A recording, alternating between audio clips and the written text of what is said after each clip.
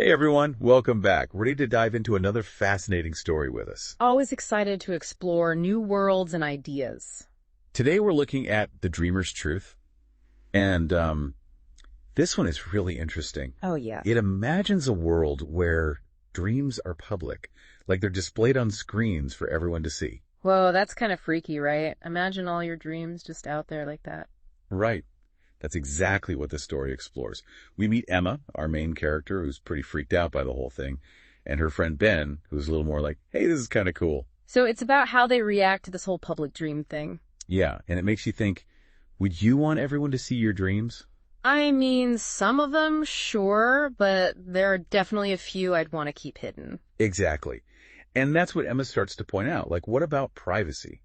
And what about those weird dreams everyone has that they'd be totally embarrassed for anyone else to see? Yeah, it's almost like taking everything you post on social media and making it public, but instead of posts, it's your dreams. That's a whole other level of vulnerability. And this story doesn't shy away from that vulnerability. In fact, things get kind of creepy pretty fast. Emma has this dream where she hears a voice warning her. It says, they will find out. We cannot let them know. Ooh, chills. So it's not just about the awkwardness of sharing dreams anymore. There's a mystery unfolding, too. Right, like who's this they? And what's the big secret that can't get out? It's like the story just whispered a secret in your ear, and now you gotta know more. Totally. And that feeling of mystery just keeps growing. Emma and Ben, being the curious types, they head to the library to research dreams. They discover that dreams can sometimes reveal hidden truths, stuff people try to keep buried deep down. So it's possible that Emma's creepy dream isn't just a random nightmare. It might be connected to something bigger. Exactly. And that's when they meet this super mysterious guy, Mr. Gray. He's all cryptic. Tells them, some dreams hold great power. They can uncover hidden truths. It's like he's giving them a piece of the puzzle, but they still have to figure out where it fits. And then there's another woman Emma met. She had this terrifying dream about a machine. It made people disappear. Whoa, okay, that's getting seriously spooky. It's like something straight out of a sci-fi thriller. I know, right? And that dream is key because it starts to connect all the weird stuff that's been happening. Yeah. It makes Emma and Ben realize this isn't just about random nightmares. Something or someone is messing with people's dreams. So they're starting to suspect a conspiracy, like someone's intentionally manipulating dreams for some sinister purpose. Yeah, and they're right. Mr. Gray spills the beans, reveals there's this whole group trying to use dreams to control everyone. Wow, that's a major plot twist. But it makes sense with all the creepy stuff that's been going on. Totally. But Emma and Ben, they're not going to just sit back and let this happen. They decide to fight back, expose the truth, and reclaim everyone's right to dream freely. That's awesome. It's like they're taking something meant to control people and turning it into a weapon for freedom. Exactly. They're like, hey, you want to use dreams to control us? Well, we're going to use them to fight back. It's pretty inspiring. It really speaks to the power of standing up for what you believe in, even when it seems impossible. And it makes you wonder, what would you be willing to fight for? What dreams or values are so important that you'd risk everything to protect them? That's a powerful question. I think The Dreamer's Truth really makes you think about the things we take for granted, like the freedom to think and dream for ourselves. Definitely. And this fight for freedom is just getting started. Emma, Ben, and their friends, they're about to take on this whole dream-controlling conspiracy head-on. But we'll have to dive into that part of this story a little later. Oh man, I can't wait to see how it all unfolds. This is getting good.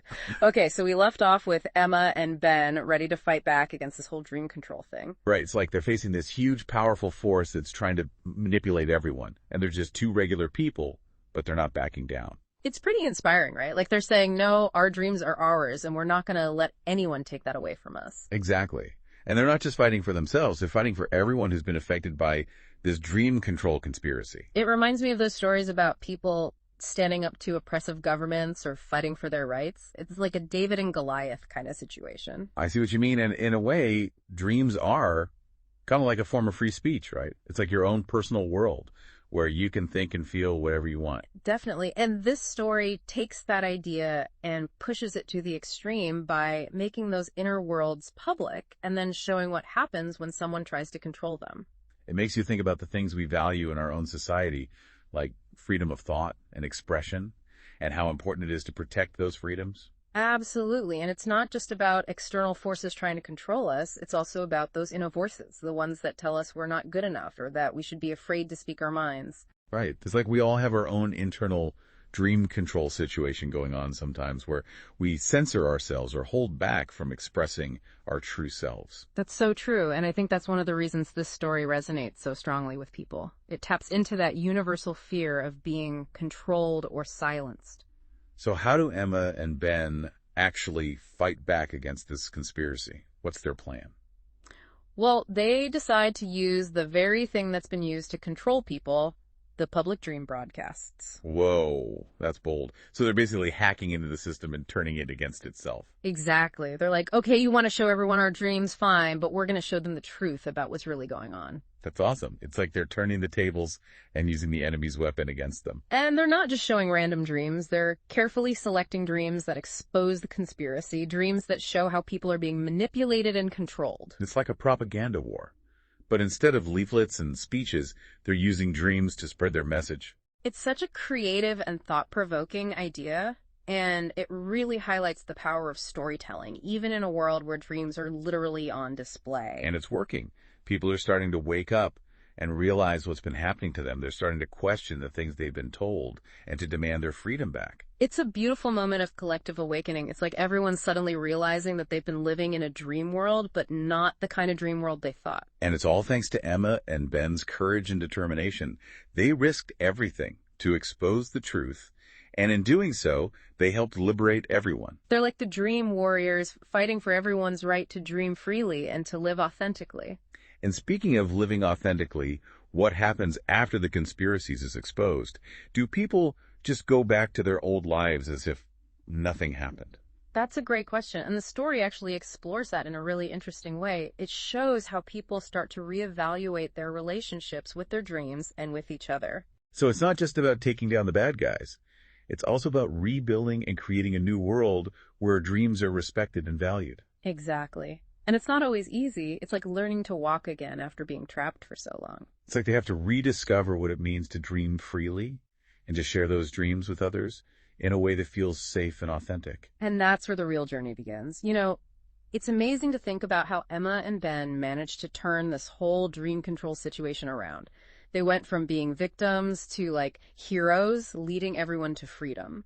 Yeah, it's pretty inspiring. And it makes you wonder, what happens next? After the dust settles and people are starting to reclaim their dreams, where do they go from there? Right, like do they just go back to dreaming in secret, pretending the whole public dream thing never happened? That's a good question. Well, the story actually shows us something really cool. Instead of hiding their dreams away again, people start to share them, but this time it's on their own terms. So it's like they're taking back the power of dreaming it. They're choosing who they share their dreams with and how they share them. Exactly. And it's not just about sharing for fun. They're using their dreams to connect with each other on a deeper level. It's like those dreams help them realize how important it is to share their inner worlds, to be vulnerable with each other, and to build trust. I see what you mean. It's like going through a shared experience, like that whole dream control ordeal.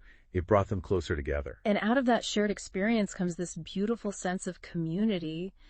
People are supporting each other, helping each other understand their dreams, and even using dreams to inspire art and creativity. So it's like they're not just reclaiming their individual dreams, they're creating a whole new culture around dreaming. Yeah, it's like they're saying, hey, dreams are a powerful thing, and we're not going to let fear or control stop us from exploring them together. That's such a positive message. Yeah. It's like turning something that was meant to divide and control people into something that brings them together. And I think that's a really important takeaway from this story. It's about the power of community, the importance of supporting each other, and the idea that even in the face of something as scary as dream control, we can find hope and connection through sharing our inner worlds.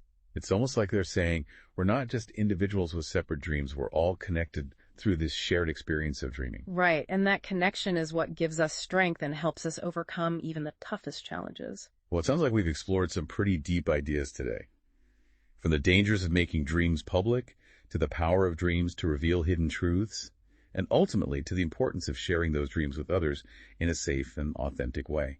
It's amazing how much this one story, The Dreamer's Truth, makes you think about the nature of dreams, the importance of freedom, and the power of human connection. It really does. And it leaves us with so many questions to ponder, like how do our own dreams shape our waking lives? What are our dreams trying to tell us? And how can we create spaces where we feel safe and supported to explore those dreams? Those are great questions, and I think it's up to each of us to find our own answers, to pay attention to our dreams, and to see where they lead us. Well said. So to all our listeners out there, keep dreaming, keep questioning, and keep exploring the incredible power of your own inner worlds. Thanks for joining us on this deep dive into the dreamer's truth.